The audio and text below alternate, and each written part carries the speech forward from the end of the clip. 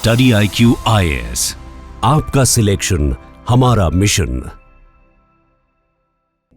नमस्कार दोस्तों, आज श्री अरविंद केजरीवाल जो आम आदमी पार्टी के सर्वेसर्वा हैं और दिल्ली के पूर्व मुख्यमंत्री रहे हैं, उन्होंने एक राजनीतिक सत्याग्रह की पटकथा लिखते हुए जस्टिस स्वर्णकांता शर्मा को एक पत्र लिखा, जिसमें उन्होंने अपने आप के लिए एक महत्वपूर्ण कंपैरिजन किया लोकमान्य बाल गंगाधर तिलक का। उन्होंने कहा कि वे अब इस न्यायालय के समक्ष अपना पक्ष नहीं रखेंगे। अब यहां पर ध्यान दीजिएगा, यहां से यह बात बहुत महत्वपूर्ण हो जाती है। हम बात करेंगे आज उस सियासत की जो न्यायपालिका या संवैधानिक संस्थाओं पर इस प्रकार की राजनीति करती है। अरविंद केजरीवाल एक ऐसा नाम जिसे भारतीय राजनीति में विक्टिम कार्ड पॉलिटिक्स का सबसे परिपक्व उदाहरण माना जा सकता है, लेकिन उन्होंने क्या इस बार यह करके अपनी रणनीति के जाल में स्वयं को उलझा लिया है। आज जो श्री अरविंद केजरीवाल ने किया, वहां पर एक बड़ा स्पष्ट संकेत आता है कि उन्होंने अपने लिए दीर्घकालिक कानूनी संकट का मार्ग स्वयं प्रशस्त कर लिया है, स्वयं ही खोल दिया है। जस्टिस स्वर्णकांता को शर्मा को लिखी गई चिट्ठी जो है वह मात्र एक पत्र नहीं है, वह न्यायिक संस्थानों की निष्पक्षता पर एक गंभीर प्रश्न चिन्ह लगाने का प्रयास प्रतीत होती है। और इतिहास गवाह है कि जब रूल ऑफ लॉ एक्टिव होता है तो बड़े से बड़े सशक्त राजनीतिक व्यक्तित्व को भी अपने सामने टिकने नहीं देता है। दोस्तों, अब मामला केवल तथाकथित आबकारी घोटाले और आबकारी नीति तक सीमित नहीं रह गया है। अब यह प्रकरण कंटेम्प्ट ऑफ कोर्ट अर्थात न्यायालय की अवमानना के संभावित दायरे में प्रवेश करता हुआ दिखाई दे रहा है। केजरीवाल जी ने सबसे पहले मुख्य न्यायाधीश के समक्ष प्रार्थना की, वहां पर उन्हें अपेक्षित राहत नहीं मिली कि इस मामले से जस्टिस स्वर्णकांता शर्मा को अलग कर दिया जाए। तत्पश्चात वे जस्टिस स्वर्णकांता शर्मा के अदालत में रिक्यूजल एप्लीकेशन लेकर पहुंचते हैं। मतलब वे अपील करते हैं कि माननीय न्यायाधीश जी, मुझे आपकी निष्पक्षता पर संदेह है, गंभीर संदेह है, इसलिए कृपया आप हमारे मामले की सुनवाई से हट जाएं। मामले की सुनवाई होती है, जस्टिस शर्मा हटने से इनकार कर देती हैं। अब प्रश्न उठता है कि उनके पास क्या तर्क थे जिस आधार पर वे कह रहे थे। उनके तर्क थे कि आपके परिजन वकालत करते हैं, आप सरकारी पैनलों से संबद्ध रही हैं और आप ऐसे विधिक संगठनों के कार्यक्रमों में सम्मिलित होती हैं जो प्रत्यक्ष या परोक्ष रूप से RSS से जुड़े रहे हैं। अब आप सोचिए कि क्या ये तर्क न्यायिक निष्पक्षता पर वैध प्रश्न है या फिर एक हताश राजनीतिक रणनीति है। किसी सिटिंग जज पर इस प्रकार का व्यक्तिगत आक्षेप लगाना, क्या यह विधिक मर्यादाओं का अतिक्रमण नहीं है?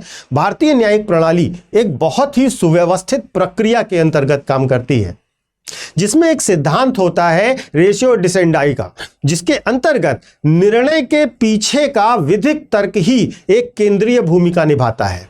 यदि आपको जस्टिस शर्मा के निर्णय से असहमति थी तो न्यायालय और न्यायिक व्यवस्था आपके पास विकल्पों की एक विस्तृत श्रृंखला देती है। आप जा सकते थे उच्च न्यायालय की द्वैध पीठ के पास, डिवीजन बेंच के पास, सुप्रीम कोर्ट ऑफ इंडिया में अपील कर सकते थे, पुनर्विचार याचिका दायर कर सकते थे, रिव्यू पिटीशन दायर कर सकते थे और लास्ट में क्यूरेटिव पिटीशन का भी ऑप्शन था, यानी कि आप क्यूरेटिव पिटीशन भी दायर कर सकते थे। लेकिन न्याय पाने के लिए उपलब्ध 6 अन्य अवसरों को इग्नोर करते हुए आपने चुना राजनीतिक प्रभाव वाला सत्याग्रह का मार्ग। और प्रश्न यह है कि जब इतने संस्थागत रास्ते खुले हुए थे तो सत्याग्रह जैसी राजनीतिक प्रतीकात्मकता की आवश्यकता आपको क्यों पड़ी? और यहां पर यह विधिक संघर्ष था या फिर कोई नैरेटिव मैनेजमेंट की स्ट्रेटजी जिस पर आप काम कर रहे हैं? यदि हम इतिहास के पन्नों को देखें तो यह चीज बहुत स्पष्ट होती है। याद कीजिए, वर्ष 2014 में एक घटना होती है जब नितिन गडकरी के ऊपर इन्होंने कमेंट किया, मानहानि का मामला हुआ। अरविंद केजरीवाल ने उस समय भी न्यायिक प्रक्रिया का प्रतिरोध करने की कोशिश की थी। उन्होंने कहा था कि मैं मुचलका नहीं भरूंगा, जेल चला जाऊंगा, मैं सत्याग्रही हूं। 2 दिन जेल में रहे, परिणाम हुआ उन्हें न्यायिक हिरासत में भेजा गया, 2 दिन जेल में रहे और उसके बाद इन्होंने 10,000 रुपए का बॉन्ड भरा, 2018 में लिखित माफी मांगी और आज पुनः वही रणनीति कर रहे हैं। और अब परिदृश्य लेकिन बदल चुका है। आरोप अब इस बार बहुत गंभीर है, इस बार मनी लॉन्ड्रिंग जैसे अपराधों से जुड़े हुए मामले हैं, तो इसको उतना लाइटली नहीं लिया जा सकता। देखिए, एक न्यायिक पक्ष में, न्यायिक प्रक्रिया में एक सिद्धांत होता है ऑडी एल्ट्रम पार्टन का, जिसमें क्या होता है कि दूसरे पक्ष को भी सुना जाए। यह है सिद्धांत, यह प्राकृतिक न्याय का मूल सिद्धांत होता है। न्यायालय ने आपको अवसर दिया, सम्मन जारी किया, यदि आप उपस्थित होने से इनकार करते हैं तो अब न्यायिक प्रक्रिया क्या होगी वह भी समझिए। अब न्यायालय प्रक्रिया रोकता नहीं है, न्यायालय क्या करेगा, एक्स पार्टे प्रोसीडिंग शुरू कर देगा। मतलब अब न्यायालय CBI, central bureau of investigation और एनफोर्समेंट डायरेक्टर की दलीलों को सुनेगा और उनके दलीलों के आधार पर निर्णय दे देगा।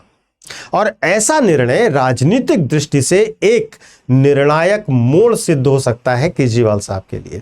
इतिहास में भी अगर आप देखें तो एक और घटना मुझे याद आती है बाबा रामदेव की।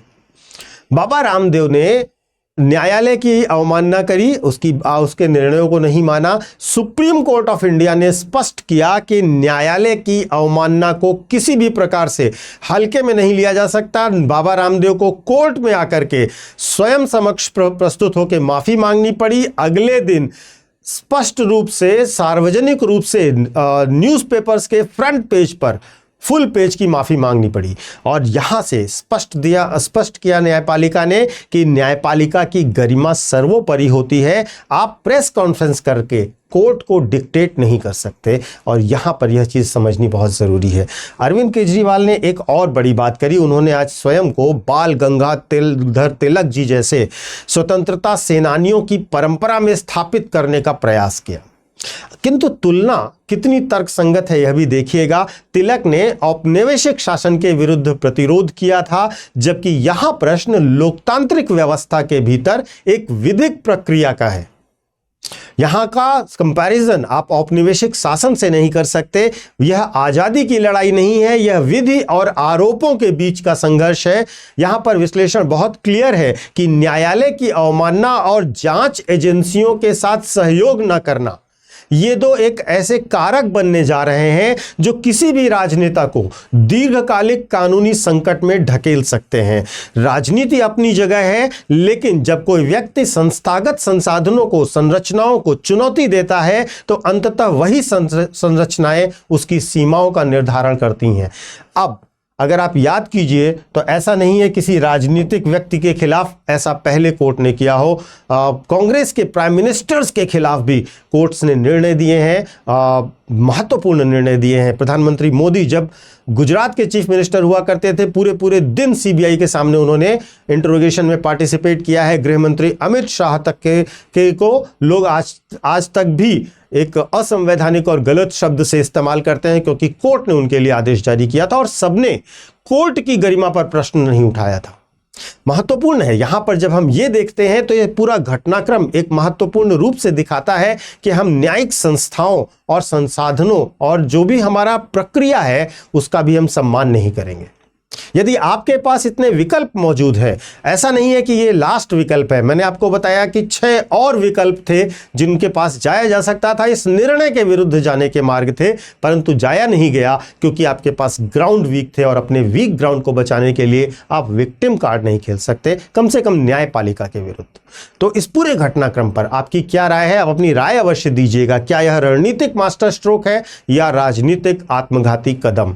क्या केजरीवाल का यह दांव उन्हें बचा पाएगा या यह उनके अंत की शुरुआत भी हो सकती है? अपनी राय अवश्य शेयर कीजिएगा और अपनी राय के साथ अपने तर्क भी अवश्य दीजिएगा। मैं आपको अपने सोशल मीडिया हैंडल्स बता देता हूं। यूपीएससी मेंटोर पंकज सर के नाम से आप मुझे कनेक्ट कर सकते हो इंस्टा और टेलीग्राम पर। यहां पर आपको मेरे सारे वीडियोस के लिंक मिल जाया करेंगे। और इसके साथ साथ मैं आपको एक छोटा सा अनाउंसमेंट भी देना चाहता हूं। हमारे यहाँ स्टडी IQ में नए बैचेस शुरू हो रहे हैं, हिंदी माध्यम में, इंग्लिश माध्यम में और बाइलिंगुअल।